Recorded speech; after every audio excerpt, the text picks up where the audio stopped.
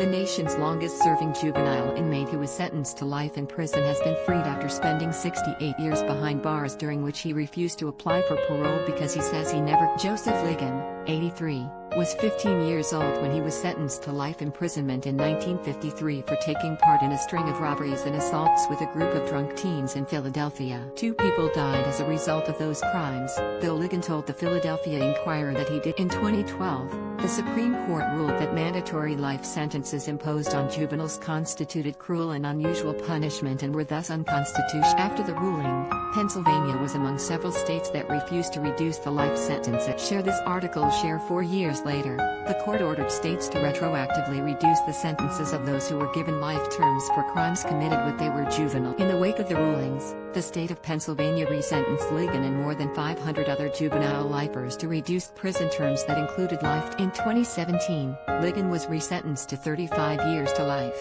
Given the opportunity to apply for parole, however, I like to be free, he said. With parole, you got to see the parole people every so often. You can't leave the city without permission from parole. That's part of freedom. Bradley Bridge, a public defender who has represented Ligon as his attorney since 2006, went to federal court and asked for his client to be released. The Constitution requires that the entire sentence, both the minimum and maximum terms imposed on a juvenile, be individualized, and a one-size-fits-all cannot pass constitutional muster. In November, the Philadelphia District Attorney's Office accepted Bridges' motion and ordered Ligon either resentenced or released within 9 months. Ligon was freed from the State Correctional Institution Phoenix in Montgomery County. That was no sad day for me, Ligon said. Ligon was born in Alabama. After moving to Philadelphia, he was enrolled in elementary school, but he dropped out by the 4th grade. When he was 15 years old, he was considered an outsider among his peers.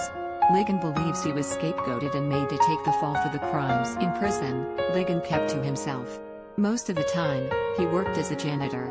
He also learned to read and write. In his spare time, Ligon also trained as a boxer and kept in good physical condition by enduring grueling work. In the 1970s, hundreds of lifers in Pennsylvania were released as part of a clemency plan, but Ligon never applied to have his sentence commuted. I'm just a stubborn type of person, Ligon said. I was born that way.